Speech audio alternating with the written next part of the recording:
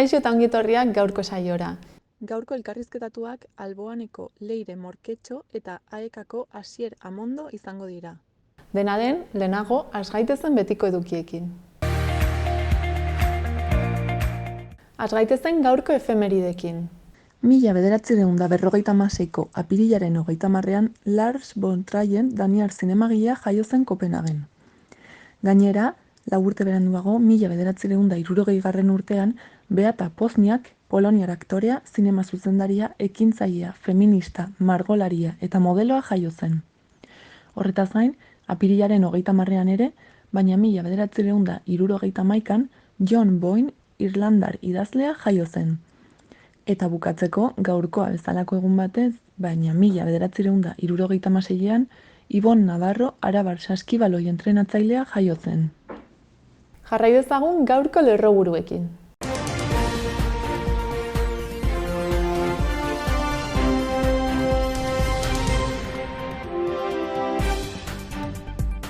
Kautelazko neurririk hartu gabe aske utzi ditu epaileak atxilotutako 10 gazteak, desordena publikoa, atentatua eta talde kriminaleko kide izatea egotzi diete. Presoak arrisku handiko kolektiboa izanik lehenbailen txertatzea eskatu du etxerat elkarteak. Sortzen jaia ospatzeko ezintasunaren ondorioz sortu dute euskara antzokira egitasmoa maiatzaren 15ean 2 saio eskainiko dituztean soainen. 154 koronavirus kasu berri atzeman dira Nafarroan azken egunean, horietako 14 lakuntzan, 10 arrotxapean eta txantrean 8 kasu. Nafarroko etxeen 13%ak soilik du kanpoko laguntza etxeko lanak egiteko eta adingabeak eta mendeko personak zaintzeko. Iruñeko udalak uda honetan Biba Iruña bizirik antolatu du 400 kultur jarduera baino gehiagorekin eta 1.500.000 euroko inbertsioarekin. Nafarroko ostalaritza enpresa txikien elkarteak Juan Carlos Oroz izendatu du bozeramaile bera ere elkarteko lehendakariorde kargua dauka. Iruñeko autobus geltoki zaharreko egoitzan, Nafarroan ekoitzi eta elaboratutako elikagai ekologikoen ekomerkatua zabalik egonen da gaur, arratsaldeko 8:00 8:30. Igandean, maiatzaren 2an, berso trama zapla Nafarroko berso plaza martxan Zizur Nagusiko kulturretxean arratsaldeko 6:30 aintzinera.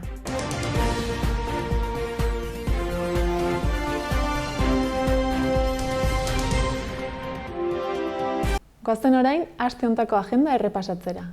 Gaur, arratsaldeko 4etan multzoekin magia tailerra egingo dute lehen hezkuntzako 3 eta 4. mailako haurrentzat Antsoaingo Luza Kulturzentroan.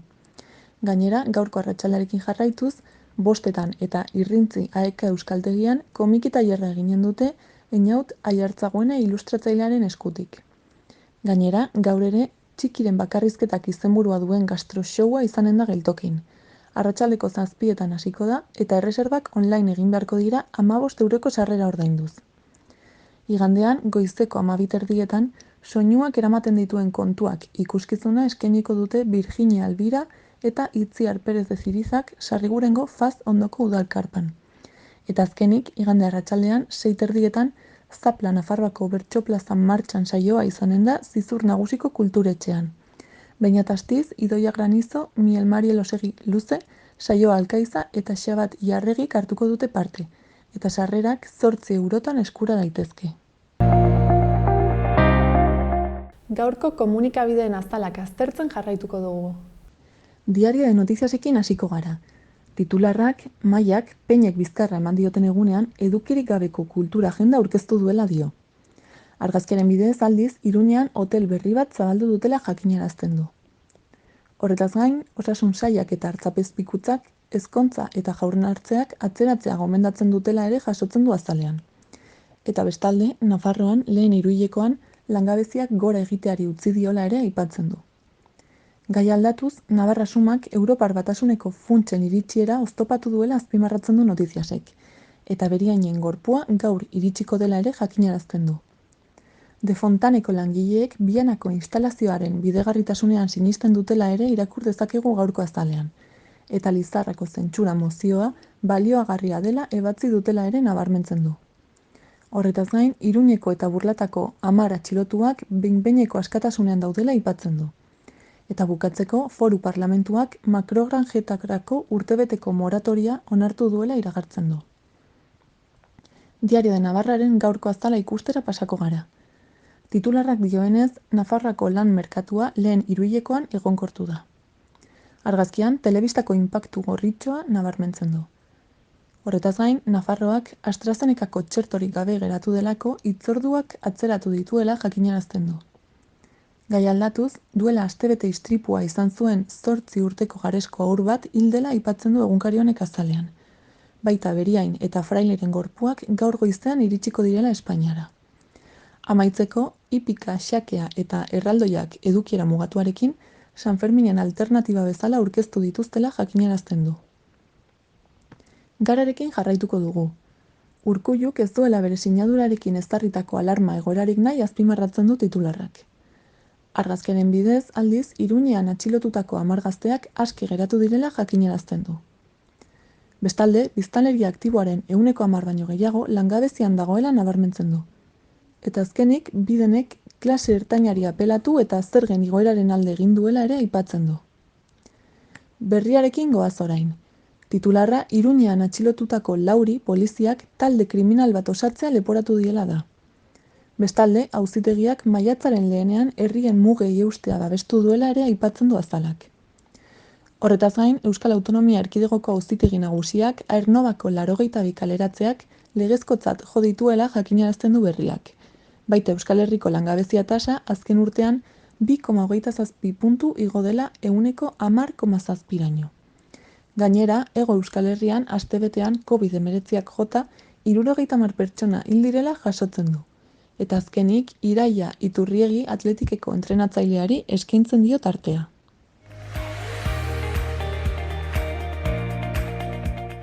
Ikusitzagun orain gaurko eta biharko eguraldiaren iragarpenak. Gaur, eguraldiak ildo beretik jarraituko du, goibel samar eta fresko. Egunaren ordu gehienetan zerua estalita egongo da, eta noizean behin euri zipristinen bat botako du. Arratsaldetik aurrera ordea, zaparrada mardulagoak eta trumoitsuak bota ditzake zenbait lekutan, bereziki ekialdean. Iparraldeko haize ahula ibiliko da, baina arratsaldean eta batez ere barnealdeko mendi inguruetan aldizka traba egin dezake. Temperaturan ez da aldaketa handirik espero, asko jota gradu pare bat igoko dira maksimoak.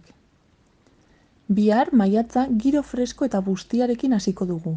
Larunbatean zeruak estalita jarraituko du eta denean egingo du euria. Orokorrean gutxi botako duen arren goizaldean zaparrada trumoitsuak bota ditzake eta zertxobait handiagoak izan litezke ekialdean. Hala ere, arratsaldean kostaldetik hurbil ostarte batzuk ireki daitezke. Ipar-mendebaldeko haizea indar handiagoarekin ibiliko da eta tenperaturak berdin jarraituko du. Eta igandean eguraldiak argitzera joko du, batez ere arratsaldean. Egunaren lehen zatian oraindik ere euri pixka bat egin dezake Kantauri isurialdean, bereziki mendebaldean. Gainerako lekuetan soilik hodeiak agertuko dira eta Nafarroan urdinguneak zabalagoak izango dira. Arratsaldean atertzera egingo du eta zerua garbituz joango da. Egunaren amaieran hodei gutxi gelditu arte. Iparraldeko haize ahula ibiliko da eta Ebro ibarrean ziertzoa biziago ibiliko den arren ahultzera egingo du. Bestetik, temperaturan ez da aldaketarik espero.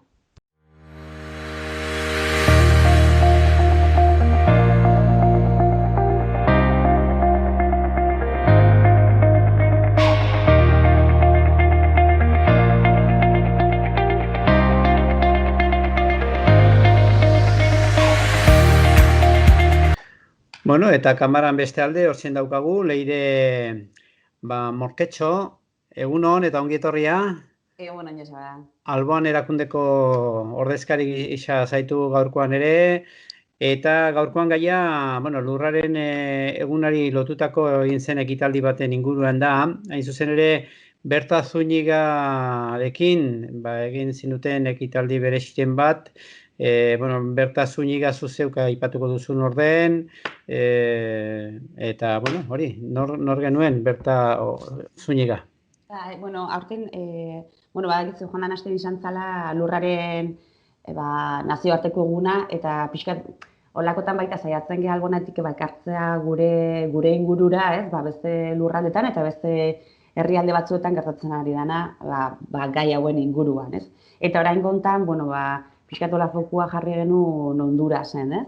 Hondurasen, oso egoera larria dago, hain dela urte asko, eta pixka foku hor jarri genuen, aurten martxuan, justo egin dira 5 urte Berta Cáceres hil egin zutela, bera eskubideen defentzailea zen, eta Berta Zúñiga bere alaba da, eta bere alaba gaur egun Kopin, hor dauken erakunde bat, herri indigenen alde lan egiten dutenak, bera dago hor oin koordinatzaile bezala, eta berakin elkarrizketa bat izan genuen, bai berakin, eta bai Melorekin, Ismael Moreno Bertoko Honduraseko jesuita bat, bera irrati bateko zuzendaria da, eta hor, Bertakin eta lan asko egin dute azkenengo urteetan, gehien bat, badaudelako herri indigenak bizidia oso sakabanatutak, eta batzutan irratia izaten delako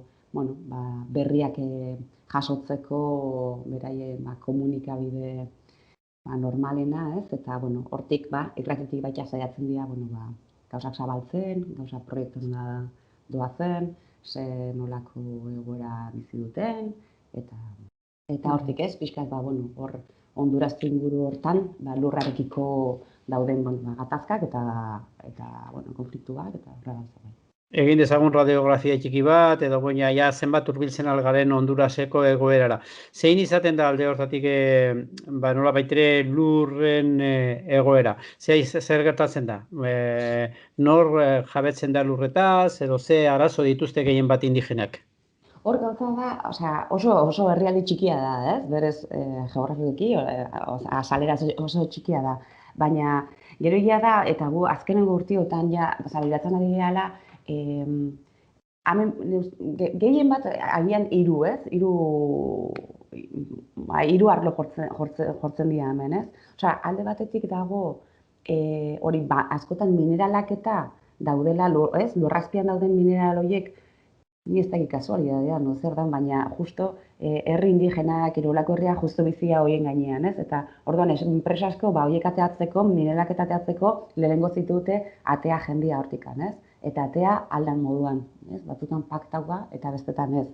Eta hor, komunidade indigenak askotan saiatzen dira, bertan egoteko, porque nik uste batzutan amendik saia egiten zaigula, ero batzuei behintzat pentsatzea zer nolako erlazioa duten, herri indigena horiek ama lurrarekin, eta bere osotasun horiekin, behaientzat, azkenean, behaien jaten dutena hortik ateatzen dute.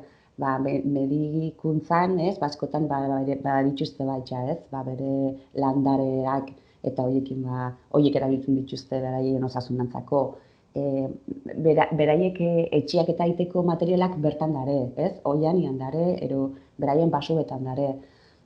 Hor duten erlazioa naturarekiko oso aberatsa da eta oso politxa da, jende askoik eta beste baliabide naturalen bila dijoazten enpresa handiak horri kaso ez diet egiten, eta berdintzaile hor jendia beraientzat sobran dago, eta orduan saiatzen dira ataratzen, Gauza bada hori baliabide natural horiek, bai mineral aldetik eta hola, eta bestetik baitxa beste bi erronka, Bata, urtegiak baitxa, beste urtegiak egiteko eta energia ateratzeko, baitxa, jendia atea berba da, hemen leku batzuetan baitxa pasatu izan zen, oain dela urte batzuk, urtegi pilo bat entziala, eta hor jendia bizi zen, orduan jendia alde berri izan zuen, urtegi horiek egiteko, Eta hor jendia ez daka beste aukeraik, beste noa jun, eta beraien bizitza bertan hor lurroietan daude, eta gaur beste arazo bat. Eta gero beste bat baitxa turismo aldetik, Honduras hor Karibean dago baitxa, eta hor dabiltza baitxa, hotel handiak eta olakoak iten, eta justo hor kostaldean hor garifunak bizi dira, Afrikatik aspaldi etorritako ekarritako afroak, eta gaur egun turistikotikoki olako zera bat egiteko, proiektuak egiteko eta proiektu handiak egiteko, jendia hor baitxa sobran dago, Eta hori arasua da, porque jende honek oso humila da, oso pobrea da, eta ez dake aukeraik, ez? Pixkaratola frente egiteko balako enpresa handiei, oso organizatua dagoen gauza baten inguruan, nola bertako politikariak eta baita ez dute defendatzen bertako jendia, baizik eta gehiago, hortik jasotzen dituzten baita diruak, inpostuak edo dena delakoa, ez? Orduan, hori azkenean dira, Hondurasen bizian, hori azkenean pobrienak eta egoera larrian daudenak. Eta lehen, zuak aipatu duzu, ez? Berta Zunigan kasua, azkenean bere ama, naturarekiko eskubide defendatzailea zen, eta azkenean hil egin zuten, eta ez da bakarra. Ez da bakarra. Eremua erranduzu, gehien mineralak eta kostaldean turismoa, nolapait ere errandezagun multinazionalak hori esplotatu egin nahi duten nolapait, eta horretarako desjabetzeak egiten dire, pentsatzen dut, edozein modutan, modu batean edo bestean, erraten den bezala. Ze eremu da, berez menditsua, basoak, denetatik dago? Denetatik dago, kostaldea kostaldea da, gero oianak baitxa dare, basoak dare. Normalian baitxa, hiri handietatik urrun dauden lekua dira, ez? Jendia oso sakabanatuta bizi dian lekuak, ez daudeela herri edo hiri handitsuak, ez? Oso, azkenean, jendia beraien landetan bizi dela, beraien bizitza bere lekutan egiten dute, ez dute lanik egiten enpresetan edo olako gauzetan, ez? Baizik eta landetan eta beraien animalitxuekin eta... Petrolioare bai, petrolioa ateratzeko lurraldea dira edo beste mineralak dira, bertan ateratzen dira? Bai petrolioa, baina azkenen boladan urrearekin dabiz, ez bakarrik Hondurasen, baina Hondurasen baitxa urrearekin gogorra giltza. Eta gero gisa baitxa hor, justo Honduras eta Ertamerika dagoen leku estrategikoa, baina eta ikusi dugu, azkenengo iaz, izan dituzte uholdeak, izan dituzte urakanak. Hor badago baitxa klima aldaketak bere eragina dauka baitxa, leku honetan, hor ertamerikako zonalde hortan, eta ikusten dugu baitxa horrengo urtietan baitxa gero eta larriagoa izango dela egoera, klima aldaketa hor dago, ezin dugu ukatu eta batzuengan nik uste eragin handiagoa duela beste batzuengan baina. Herri hauetan, beraiek duten kontzientzia, garbia da, zuk azaltzen duzenez, beren lurra nolapait ere defendatu nahi dute, bere arbasoetatik heldu den lur hori, eta horretako zailtasuna. Internazionalki ze laguntza dago, edo ez dago, erran daiteke gaur egun hori gero eta gutxiago dugula, ez horren kontzientzia pentsatzen dut. Nik uste dut, idala gai bat jende askori, eta hemen ikusten dugu baitxa, gaztetasun munduan mugitzen dula, ekologia, lurra, klima aldaketa horrek, nik uste dut gaur egungo gazteriak hori buruan daukala, Eta baitxa munduan daukagu, nik uste dut, zer nolako egoera globalak dauden, mundu orokorrian eragina dutenak, eta gero egia da leku bakoitzean bere puntua daukala, baina danon gauza badala, eta danon gaudela hontan. Orduan, hortik esperantza pixka badaukat, nola gaztiak baitxa, ikusten dute mundua zabala, eta nola olako erronkak danontza diala, ez bakarrik diala Honduraseko edo Afrikako erostekin nungo jendeantzat, danon erronka dela. Orduan, alde hortatik esperantza pixkat, bai, eta gero gisa da, gu eta alboan eta beste, gure moduko beste erakunde batzuk saiatzen gehala hortan baitxa laguntzen, Bai, pertsona honek eta indigenek eta saiatzen dira beraien lantaldeak egiten, gu bertako jendeekin saiatzen gabaitza nolabait laguntzen, proposamenak iteko, ez? Porque hemen bi alde izaten dira, batzutan da resistentzia prozesua da, ez? Urtegi bat egin behar dute eta jendea lekutik alde egitea nahi dute, orduan resistentzia prozesua dare hor, eta beste batzutan baita saiatzen gara proposamenak egiten, ez? Nola, ez, o nola bai, ez? Batzutan herri batzu dira, hemen urtegi bat egin behar dute, orduan, gu noagoak, ze baldintzetan, ez dakize, hor saiatzen pixkat, ez? Eta hor bai, gu Honduraseko hori Erik Radio Progreso erakundeakin gabiltza hortan lanean, ez? Eta gero, alde batetik hori, ez, organizazio maila hortan eta nola, eskatu, ez, eta aldarrikatu euren eskubideak, alde batetik hori. Eta gero bestetik egia da lehen komentatu dugu, Berta Cáceres eta olako beste lidertzago batzuk horiekin baita laguntzea, batzutan legalki baita.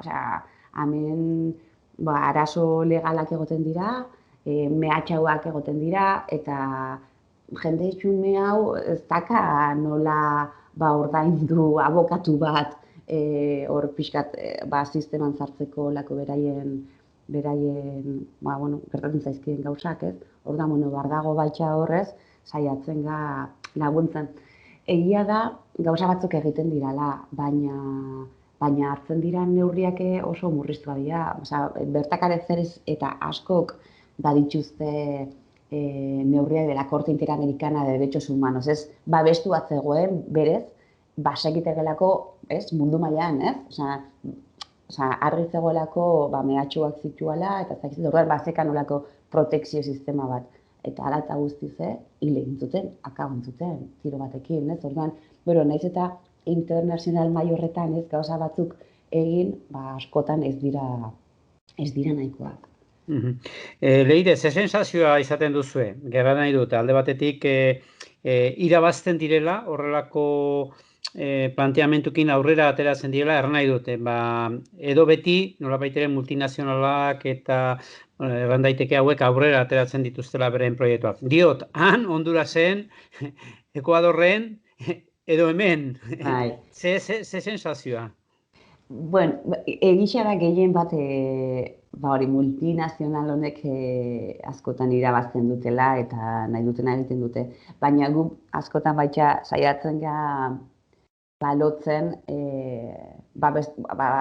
prozesuak beste alde batea jo dutenen momentu horiek azpimarratzen, ez horreko adorrenari direzia zen, oiaz ez, oain dela bi, ezke iaz nire buruan isa ez da, ez? Baina oain dela bi urte eta hor, organizazio prozesu bat intzan, eta mehategi bat inbertzuten, eta ez zuten nien azkenian, jendia ez, jendia antolatu intzalako, oso ondo egin zituztelako paso guztik, hor badaudelako lege batzuk internazionalki herri indigenentzat, beraien lurraldetan enpresa batek zeozen egin nahi baldin badu, prozesu bat egon behar da, eta konsultatu egin behar dira, eta beraiek onartu egin behar dute, eta orduan hor saiatu ginen hori jarratzen, pasuz pasu, eta lortu zuten, gauza batzuk lortzen dira, lantzian behin lortzen dira, baina ez da erresa bidea, eta danok ez dute aukera hori, orduan, gu ez zaiatzen gabaitza, ala nola, kaso batzuetan behintzat, hor, begirada jartzia, eta horri jarraipena egitea, eta gero, hori azkenean ondo urtetzen bada, hor baitza olako legedia sortzen da, orduan, pozten gara olako kasuak urtetzen direnean, baina egisa da, oso saia da, porque hor nik uste enpresak eta gobernuak oso batera egiten dutela, eta azkenean dirua dago pertsonen bizitza eta beraien bizimoduaren gainetik, ez?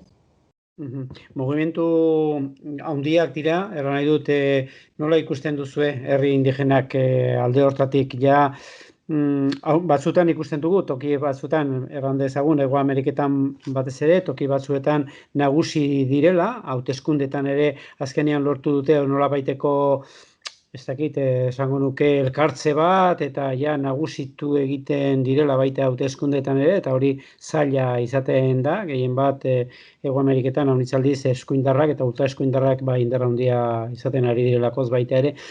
Kasu honetan eta hemen, bortitza izaten da beraiekiko joera, batez ere horrelako gauzetan, aipatu duzu, kasu honetan adibidez, Bertasunigaren ama hil egin zutela, bere lurra defenditzeagatik eta eskubide batzuk defenditzeagatik. Bortitzak izaten diren, normalean, toki horietan, nolapaitere olako borrokak? Bai, oso.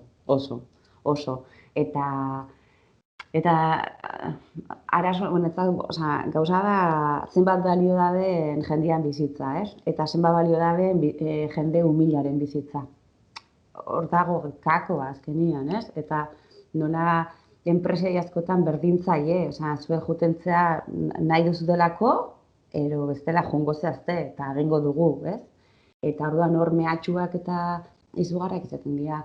Gaur egun adibidez hemen alboanen Eusko Jaurlaritza badu programa bat naturarekiko defendatzaileak oso mehatxatuta daudenean eta beraien bizitza kolokan dagoenean ataratzeko, ez? Bere lekuetatik ataratzeko. Bertasunniga baita atera intzan, ez zegoen bere lekuan, porque ja, enpresek eta badakixe da nun dauden, zer egiten duten egunero, orduan bertaia zegoen, handik kanpo egun bakoitzean loiten leku desberdinetan, ez? Pixka despistatzeko eta lata guztizet, ala bukatu zuen, ez? Orduan oso bortitza da eta impunidade asko dago. Azkenean bertan kasuan bai, azkenean pertsona batek tiro bat botatzen da, baina azkenean pertsona hori bai da askotan, ez? Ordaindutako pertsona bat auskalo ez, baina zegaitxik eta zein dauan horren atzetik hori ikertzia eta demostratzia oso zaila da, ez? Orduan, bai, herrialde askotan oso penagarria da, baina bizitzak oso gutxi balio du. Eta soberan baldin badaude, nire proiektuan, enpresen proiektuan, hori baldin bada, arazo baldin bada, kanpo. Eta askok, baita, mehatxuekin, jendea lagaiten du beraien borroka, normala dela baitxa. Ikusten duzu zure burua, ez, arriskatzen duzula, familia duzula, eta ez da bat erresa, ez, gaur, egun hauetan, hilabete hauetan hori, hemen dakagu baitxa Kolonbiako neska bat, eta, atzo behakin hitz egiten, ez, berez, udara partian bueltatu inberda Kolonbiara, eta binturtuta dago, ez? Bueltatzen da naiz nire herrira nola jarraituko dira gauzakan, ez? Lehen, etorri baino lehen mehatxua jaso zituen, asko, eta, hor, ez? Bakoitza jakin da, ez? Beraien, arrisku horiek daudela, beraien bizitzarekiko, ez?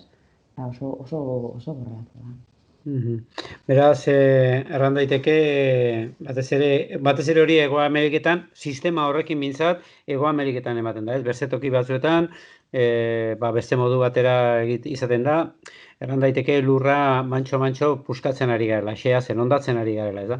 Ez dakit horren mantxo. Gero eta, nik uste, eta hurrengo urteetan datorkiguna, baitxa, ez, energia aldetik eta hori, kotxe elektrikoak eta olako gauzak, ez, hori dago, danok ez, eta Europa mailan eta estatu batuetan, badare, hartzen ari dira neurriak, ez dakiz, amendik 10-20 urtetara, kotxe guztiak izan berriara elektrikoak, ez dakiz, eta hori nundik ateratzea, hor baterietan litioa dago, nun dago litioa, berrize Kongon aurretik baitxa, mobilak eta olako teknologia iteko koltan eta handik ateratzen zen, eta berrize, aztertzen badegu mundu mailan non dagoen, ez? Nun dauden behar diren mineralak, olako gauzak, alde batetik ezaten dugu, obera dijoa klima aldaketa hortan, ez? Ematen du, obera dijoala, baina berrize zeinek ordaintzen du hau, ez? Berrize, Kongoagoaz, hori dan ateratzera Kongoko jendea berdin zaigu eta hortik aterako ditugu materialare eta hortik aterako ditugu materialak. Ez da erresa, ez? Baina, eta hori, kasualia ez da izango, baina askotan mineralak dauden lekutan, horren gainean bizidian jendea oso humila da. Eta horrek ateratzea beraien bizimodua puskatzea da. Normalean daiteke meategiak eta gaur egun gehiago, zenatik, garai batean agian meategietatik ateratzen zena Claro, dena eskuz egiten zen, modu batean bestean, bueno, izaten altzen agian ogibide bat ere agian gaindute zona, txarra, baina izan zitekeen eskualde bateko ogibidea, gaur egun hori ez da horrela, ez? Gaur egun ja estrakzioa egiten da nola nahi, oso modu azkarrean industrialki eta erran daiteke aberastasuna kendu eta hor ez dela ezer uzten. Betxo, hain komentatzen genuen beste gunean, Kolombiako leku baten, behaiek, herri indigena bada, eta behaiek iten zuten urtean, 6 hilabete beraiek basoruak landatu eta hortik bizizian, eta gero etortzen zain ja, horia ez duen egiten garaia, eta orduan iten zuten urreatara ibaitik. Beraien ibaietatik urrea ateratzen zuten, eta artisaua dira eta lantzen dute urrea. Baina biek ateratzen duten urrea oso gutxi da, Eta orduan da, eta urte askotan egin dute hori, Beraien bizimoduan sartuta dago. Baina etorri zen enpresa bat, eta hasi zen urrea ateratzen. Eta retroexkavadorekin ibaia dana mugitzen, eta ez duten, enpresa horrek ateratzen du egun baten, gu 100 urtetan ateratzen dugun urreaina. Berez, nik uste hori, eta askotan hor fokuan jarri dira, los mineros artesanales, baina hor oso polikita gutxika egiten dira gauza, eta gero enpresa handiak etortzen dianean, hori buelta ematen diote, eta gero beste zera badago, enpresa sartzen dira retroexkavadorekin, nola garbitzen dute, urrea garbitzeko eta ateratzeko pepitak eta horrek erabiltzen dituzten kimikoak, horrek ibairari joak, eta orduan ibaitik bera pasatzen dana, osasun aldetik baita gaitzak eta gertatzen dira horren inguruan, eta landak eta beraien hortuak eta horrek gauza baita urrorekin ureztatzen da, orduan bai alde hortatik arazoak izaten dituzte, ez bakarrik, oso arlo desberdinak hartzen ditu. Eran daiteke, lurraren defensan nolabait ere azken urte hauetan erabat industrializazioarekin eta aldatu egin dela, eta hor sekulako jipoia ematen ari diogula lurrari, orokorrean hartuta, eran daiteke nekazaritza bera duela 60-80 urte arte, prozesu bat eraman du, beti berdintzulan egiten zen, baina orain ja azken urte hauetan ja erabat gauzonak izango ditu, agian gozerik ez da izanen, baina bere gauz txarrak ere baditu, ez da, hor zuek alboan hori ikusten duzue, identifikatuta dituzue, ze tokitan egiten ari diren sarraski nabarmenenak edo handienak munduan zehar nahi dute lurraren kontu honetan? Hor Amazonas aldia dela, Indonesian eta Amazonasian oso argi dago hori, ez? Hor Amazonas aldian eta baita Ondresin eta sartzen ari dira bertakoak ez diren baridadeak, ez? Basoa botatzen ari dira eta sartzen ari dira beste produktu batzuk, eta asko daude bildutak energia berriekin, ez? Eta baita industria, elikagaien industria horrekin, ez? Palma afrikana, olio ateratzen dutelako eta hori gauz askotarako erabiltzen delako, ero beste biodiesel eta olako energiak ateratzeko baita, ez? Eta orduan, basoa botatzen dituzte, baina batzutan proiektetan da kontrasana da, ez? Alboanen ditugu proiektu batzuk oianian sartuta eta gu goten ganean horiek bizitatzea ez da erresa heltzea, ez? Niak horatzen nahi behin oianian, lehengo kotxe bat hartu bertzen nuen, gero lantxa bat, gero beste lantxa txikiago bat, eta 3 egun ibaietik heltzeko komunitate batera, ez? Eta berdin bueltatzeko. Eta derrepente proiektu bat olako enpresa baten proiektua dago, eta alako baten karretera bat egiten dute. Gobernuak ez du nahi inoiz, enpresa batek urte baten karretera bat egiten du, handik atera berritxuztelako ez dakitzen baten bor eta ez dakitzen bat gauza, ez? Azkenean diruaren poterea, Kontziente izaten gara, haunitz aldiz erraten da, ikusten ez duten begiek, bihotzak ez du ezer sentitzen, ez balen badu ikusten, noski. Kontziente gara, adibidez, hemengoa ikusten dugu, hemengo hondamena ikusten dugu, lurrarekiko eta dugun erabilpena ere bai.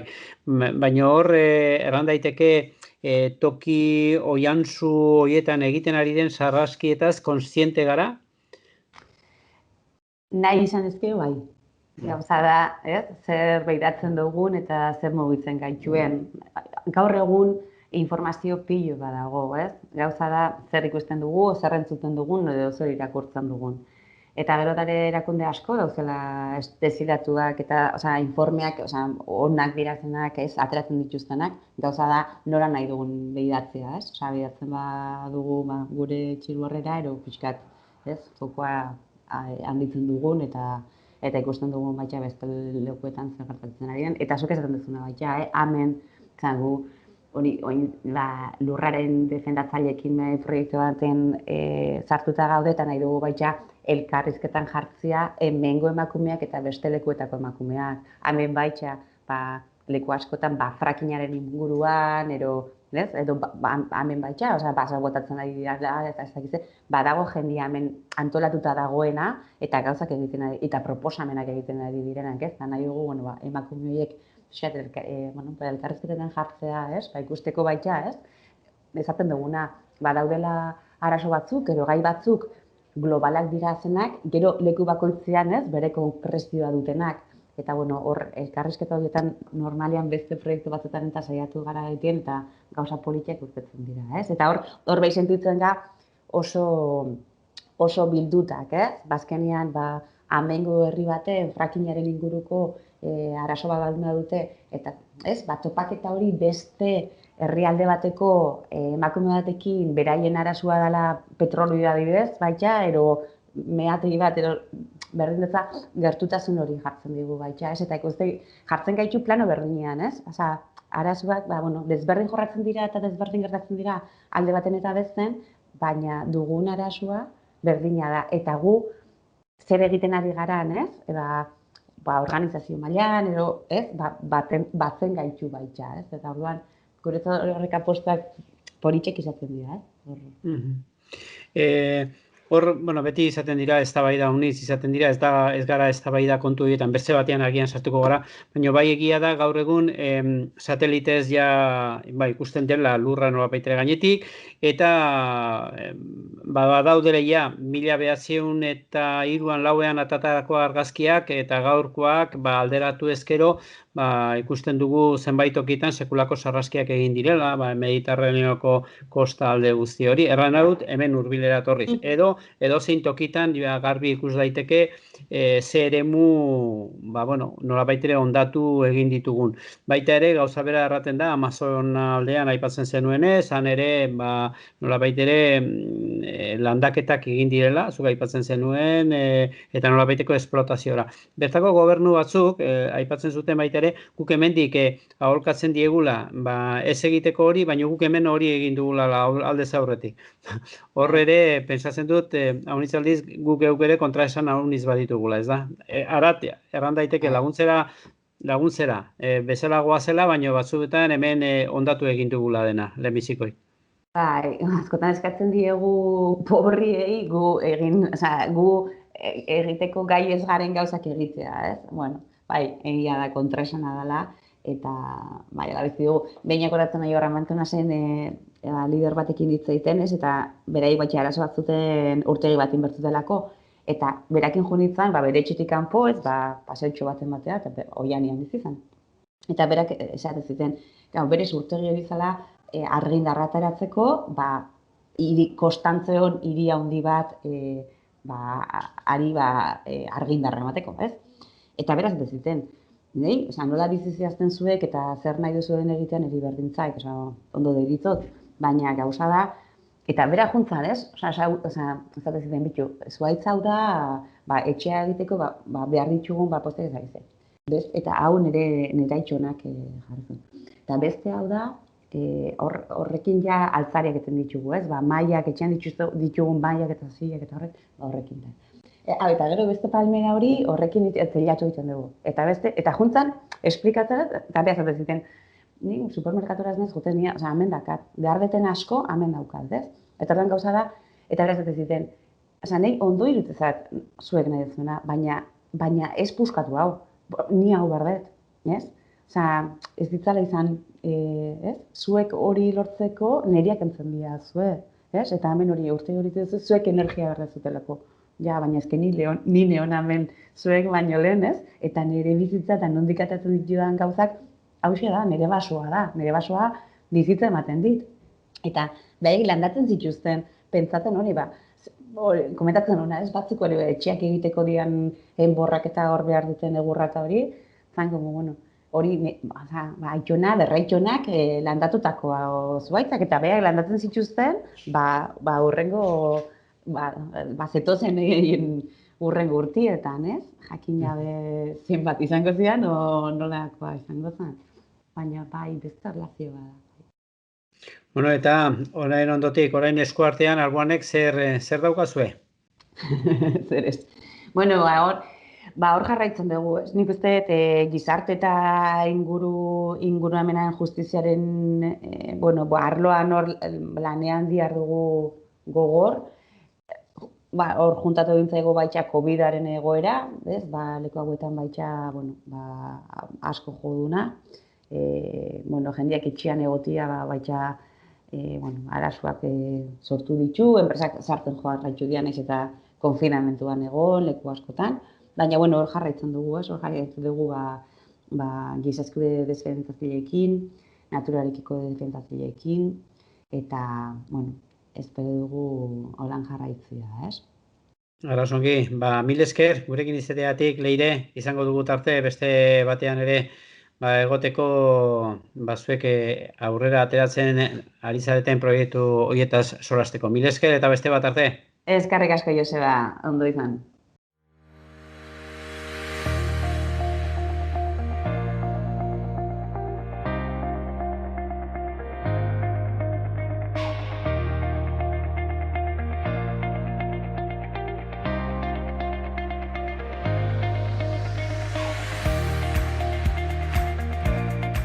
Udalerrietako albistetara pasako gara. Atarrabian gaur arratsaldeko 7:00 Juantxo Eskalari Unplugged eta Loko Pirata taldeen kontzertuak izanen dira Kulturetxeko antzokian 10 euroko sarreraren truk. Zizur nagusian bestalde bizilagun bat, zizur nagusiko pinudiaren gunearen etorkizuna aztertzen ari da bere gradu amaierako lanean.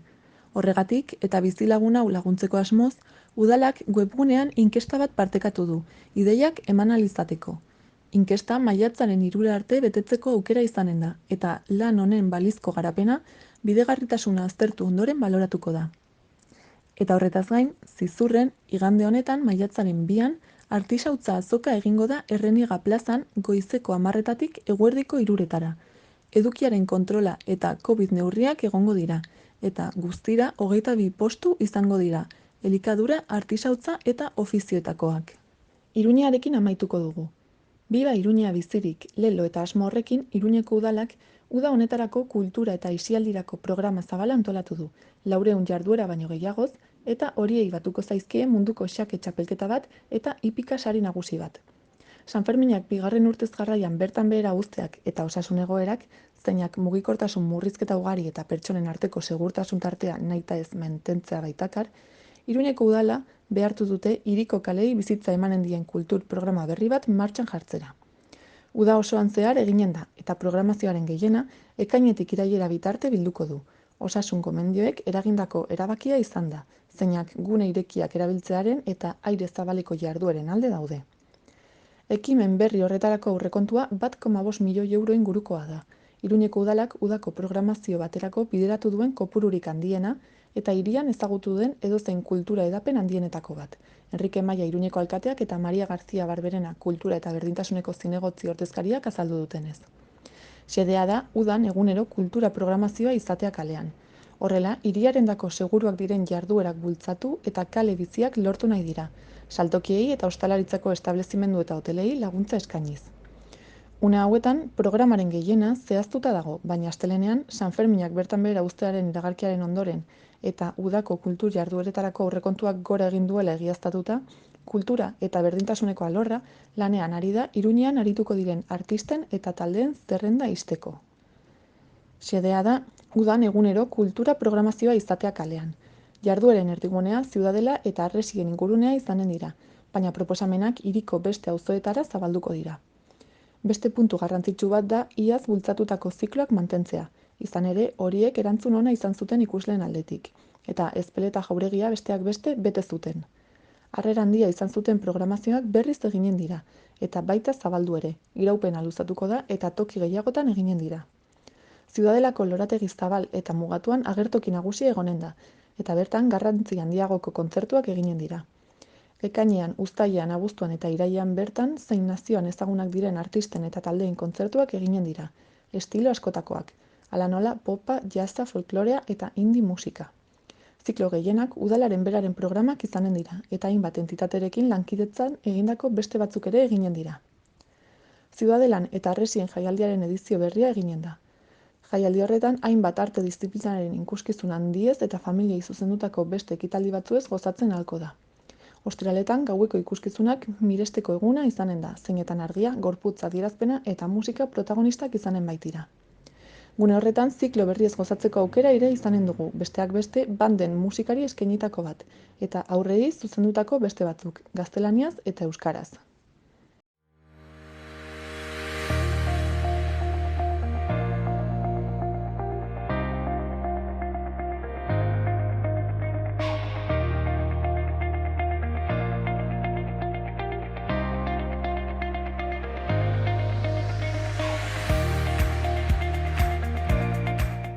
Kaixo, Asier, egunon, zer moduz? Egunon. Hau, bueno, azteko mila esker zure denbora eta elkarrizketa hau eskaintzeagatik, hori ezer baino lehen. Bueno, hori, plazerra ez, korrikaren inguruko kontutxo batzuk kontatu alizatea, eta, bueno, orain honetan ere korrikarik ez dagoenez, behintzat berritxoren bat edo beste badaukagu. Hori da. Zera, Asier, elkarrizketaren zergatia, zera da, AEKak, korrika kulturalaren bidez markatu, kultur sorkuntzarako beka batzuk abian jarri dituela, ezta? Azali ez aiguzu, honi buruz, zertan datza? Bai, bueno, beka iazko apirilan edo jarri genuen, martxan, kontua da hori, gero korrika atzeratu behar izan genuen ez eta, epealdi aldatu dugun ez bai, korrika hemendik aurrera urte paretan izango da, 2022, 2024, eta beka honek egiten dio referentzia gehiago 23. korrikari, 23. korrika 23an izan behar zuen, baina atzeratu dugunez, 24 doa, eta odon, egin duguna izango da putzo bat epealdi hori moldatu, eta beka horrein zer da, sorkuntza beka bada. Sorkuntza beka bada, eta algun hemendik onbidatu nahi ditugu Euskal Herrian dauden sortzaile guztiak, pues, beka horretan sartzera edo parte hartzera. Ez da disiplina jakin batentzako, edozein disiplina egon daiteke beka horren atzean, eta guk eskatzen dugun baldintza bakarra da,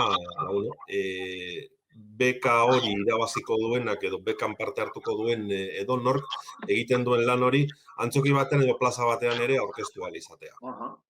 Eta zergatik egiten duzu eskaera hori, antzoki edo plaza batean aurkeztearena? Bai, bazkenean ere, bueno, liburu bat izan daiteke beka, bai, baina liburuaren esenifikazio hori ere, bueno, bilatzen dugu, bai, apurtxo bat bilatzen duguna da, beka horrek edo lan horrek izan bezala isla kanpoan eta isla plaza batean edo antzoki batean, bai, apurtxo bat guztiokin konpartitu ahal izateko sorkuntza ekimen hori. Eta zera, Asier, konta jaizai guzu, korrika kulturala zertan datzan, ez da? Korrika normala nolabait daude eta beste alde batetik korrika kulturala. Agian jendeak ez du korrikaren nolabait alde hori hainbeste ezagutzen, ez da? Bueno, korrika kulturala, normalean korrika guztietan abiatzen dugu, nik uste dut hasi ginela hor 10., 11. korrikan hasi ginela korrika kulturalarekin, eta bilatzen duguna da, guk eskatu egiten dugu jendeari parte hartza korrikan, eskatu egiten dugu jendeari kilometroak eskuratzea, eskatzen ditugu hainbat gauza, baina ere eman nahi dugu. Orduan, korrika kulturala gehiago da, Euskal Herrian dagoen sorkuntza horri agertoki bat ematea korrika kulturalaren bidez, eta korrika kulturalaren bidez jendeak erakutsi ahal izatea egiten duena, egin nahi duena eta egingo duena. Eta zera, pandemiaren ondorioz gertatu den korrikaren atzerapenak eta zer suposatu du? Bueno, pues suposatu diguna izan da, dana atzeratu behar izatea urte betez, atzeratze horrek suposatu du lan batzuk atzeratzea, ziurtasun falta ere badago gure artean, ez? Entonces, bueno, pues ez dakit horrengo korrika zelakoa izango dan, ari gara lanean, pues agertoki ezberdinekin, testu inguru ezberdinetan. Orduan, eragin digu ekonomikoan bai, norri baten, baina korrikaren funtzionamenduan ere eragin handia izan du. Azken batean hori, ez dakigu datorren martxoan apirila zelan egongo garen, pentsatu nahi dut, txertoak hartuta eta hobeto egongo garela aurrengo korrikarako, orain gaudera baino. Baina, bueno, ezjakintasun hori eta ezjakintasun horrek sortzen duen ezinegona, pues, guztiok bizi dugu. Dena den, naiz eta plazaratu behar izan den eta horrek suposatuen guztia lanean jarraitu duzu, ezta? Bai, korrikarekin jarraitu dugu lanean. Genituen hainbat lan aurreraturik zeudenak, lan horiek, fintzen, amaitzen joan gara kajoi batean sartu ditugu urrengo korrika aurkeztu artean, eta jarraitu dugu, ez ohiko korrikak antolatu nahian, edo ez ohiko korrika horiei forma eman nahian, agertoki ezberdin bat balego, ohiko korrikatik kanpokoa, erantzun ahal izateko eta korrika egiteko 2022an. Zera, Asier, jende asko entzun dut esanez, pandemiaren ondorioz pentsatzeko denbora gehiago eta berritzeko denbora gehiago izan dutela. Korrikaren inguruan lanean zabiltzaten pertsonek pandemiaren ondorioz ideia berririk edo pentsamolde berririk atera alduzue korrikari hurrengoetan aplikatzeko? Hombre, bai, igual orain arte erabiltzen ez genituen tresna batzuk ere mahai gainean jarri ditugu, streamingak edo bestelako kontu batzuk. Korrika kulturala gauzatzeko beste modu batzuk ere bilatu nahi izan ditugu. Korrika bera ere era virtual batean egitearena pentsazina zen orain arte eta gaur egun ere buruan duzun kontu bada. Orduan, bai, eman dizkigu buruko minak, plantamendu berri edo egoera berri honek sortzen dituelako zalantzazko eta azken batean lehengo normaltasunetik orain egon daiteken normaltasun horretara urratsak eman behar ditugu eta egokitzapen fase hori ere tokatu izan zaigu. Zera, nolabait, korrika fisikoa esateagatik badakigu nolakoa izan den, ezta? Ezin da aurrera eraman izan. Korrika kulturala pandemiarekin nolakoa izan da? Korrika kulturala, egia esan hori, kulturrek ekitaldirik ez dugu egin, korrika kulturalen arira. Baina, buruan daukaguna da, aforo mugatuak izango direla antzokietan edo dena delakoetan jendea sartu baldin bada. Bestela streaminga erabiltzeko moduan egongo garela ere pentsatzen dut, azken batean experimento guztiak egina daude eta mundu guztiak badakizela funtzionatzen duen. Orduan nik uste hori beste modu batean gauzatu beharko dugula, agian rekurtsak ere sortu beharko ditugu eta rekurtsa hori baliatu korrika kulturalerako, bueltak ematen ari gatzaizkio kontu guzti horri. Zera, Asier, buelta gaitezen orain, kultur sorkuntza bekaren kontura, zenolako baldintzak daude beka hau jaso ahal izateko, ze kantitatezko beka da? Beka 23.000 euro dira, bai? Lehen esan duan moduan, 23. korrika egin genuen, 23.000 euroko saria jarri dugu mahai gainean, bai? Eta lehen esan duan moduan hori, baldintza bakarra da euskaraz izatearena, eta antzoki edo kalean egin ahal izatea, bai? Aurkeztu ahal izateko. Hor, sortzaileek aurkeztu beharko dute hasieran zirriborro bat, epealdi jakin batean, epealdiak ez ditu gogoratzen buruz, kiston epe entzalada zegoen eta hor, hobeto, interesaturik daudenak gure egunen sartzen baldin badira eta hor eta euskarte zehazturi. Bai, orduan, lehenengo proiektutxo bat aurkeztu beharko digu, laburra izango dena, 6 bat foliokoa edo, eta gero, guk ja proiektuaren arabera erabakiak hartuko ditugu, eta batekin birekin arituko gara, ikusi beka izan daiteken bat, beste aktezita izan daiteken edo, eta horiek izango dira apurtzu bat aurrera egingo dutenak eta garapena izango dutenak korrika kulturalerako. Pentsatzen dugu gainera korrika beka honek kulturaleko ekitaldi zentrala izan behar duela bai, apurtzu bat hori sostengo eman nahi diogulako hemengo sortzaileei, eta bekan saritua ez izateak ez du esan nahi ere beste sortzaile guztiak baztertzen ditugu, beste sortzaileek ere jarrai dezakete lanean eta korrika kulturalean ere bere tokitza izan dezakete haien lana edo aurkezteko. Eta zera, Asier, disiplina guztietako sorkuntzak onartzen ditu beka honek, esan didazu lehen, edo? Bai, disiplina guztiak, ez daiteke literaturatik hasita dantzara, antzerkia, musika, edozein disiplina izan daiteke, bai? Hor ez genuen mugatu nahi, badakigu sortzaileak eta arlo guztietan daudela, gauza txukunak egiten direla Euskal Herrian, eta orduan hori, eskaparate hori, leio hori, zabalek utzi nahi genuen edonork aurkezteko berea, bai? Hor, liburu bat aurkeztu nahi duenak edo liburu bat egiten duenak, pentsatu beharko du, zelan plazaratu, zelan antzokiratu, zelan egin, liburu horren aurkezpenari bizibilitatea emateko eta ekitaldi baten bidez izan beharko luke. Zera, esan didazu, pasaden apiriletik abian jarri zirela beka hauek, ez da? Baina pasaden apiriletik abian jarri ziren nolabait izen emateak eta, edo jadanik eman dira beka hauek, ez dira oraindik eman, ezta? Ez, oraindik ez dira eman. Pasaden apirilean zabaldu genuen zelanbait aurkeztu genuen, beka bat egingo genuen, 23. korrikarako. Kontua da hori, guk egin genuen epealdian, baziren gutxi gora bera, korrika normaltasunez joan ezkero eta aurten egin bagenu, horrengo urtean 2023an izango zen, kontua da korrika atzeratu genuen ez eta, egin duguna izan da orain honetan berri hori jendeari gogorarazi eta epealdiak berritu, jendeak lanak aurkezteko egon tartea izan dezan, tarte hori luzatu egin dugu, eta, ari garaia lanean 2024ko perspektibarekin eta ez 2023ko perspektibarekin. Beraz, jadanik sorkuntzak aurkeztu dira, ezta? Bai, baten bate aurkeztu da, baina esan dio, tranquila hartu denbora, egokitu, berregokitu, eta gero ja gehiago finitzen duzunean, epealdi berriarekin normalitzen bidaliko diguzu. Momentuz aurkeztu direnak ze disiplinatakoak dira, jakin badaiteke? Ezin dizut esan. Ezin da, top secret da hori, ez da? Ez, kaso ditugu, baina hori, egia esan hori, esan digun ez apurtza gehiago fintzeko eta joateko apurtza gehiago sortzen historia hori, ez dugu aipaturik. Baina, harrera ona izan dute, Asier beka hau, ikuste duzue? Nik pentsatzen dut, bai, azken batean gainera, egoera ere berezia da kulturgilentzat. Orduan, kulturgile eta sortzailentzat egoera berezia izanik, nik pentsatzen dut, harrera ona badutela. Eskertzekoa da, gainera, egoera honetan kultura. Idaltzen duzunean olako emailak eta jende animatuz, antzoki eskoletara, edo aktore konpainiatara, edo olakotara, beti ere eskerrik asko bat jasotzen duzu, ez? Orduan, pentsatzen dut, jendeak ere buruan neuki baduela, eta lanen ibiliko dela beka horren atzean egon daitekena gurekin konpartitzeko eta gurekin izateko.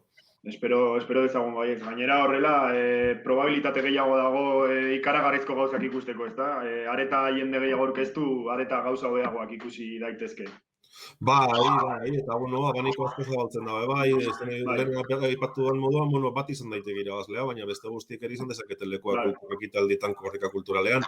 Orduan, guretzat ere hona da, azken batean hori beka bat ateratzen dugu, baina korrika kulturala berez ere elikatzen ari ibiliko ginateke. Bai, nolabaiteko haientzako kultur sortzailentzako nolabaiteko eskaparatea da, ez da?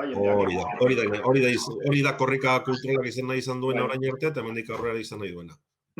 Eta, Asier, bukatzeko elkarrizketatu guztiei, elkarrizketaren azkenengo atalean, aukera ematen dizuegu airera nolabait mezu libre bat botatzeko, beraz, hemen ematen dizut zure aukera, ikusleok esan nahi duzun hori entzun dezaten. Pues nik nire mesua itxaropen mezu da beste barik ez, nik uste hori, aurten korrika danok ere faltan bota dugu, 2022an errepidetan egon nahi dugu, euskarak kaleak eta errepideak behar ditu, eta Euskal Herriko gure itzuli hori euskararen alde ekimen erraldoi hori 2022an martxan jarriko dugulakoan, lanean jarraitzen dugu, eta animatu nahi ditugu hemendik aurrera sortzaile guztiak eta Euskal Herritar eta Euskaldun guztiak, horrengo korrikan ere parte hartzera. Perfecto, Asier, mila esker berriz elkarrizketa hau eskaintzagatik eta espero dezagun benetan alik eta goizen errepidetan korrika egiten egotea. Vale, eskerrik asko zuei. Mila esker eta besarka handia, Asier. Bardin, agur.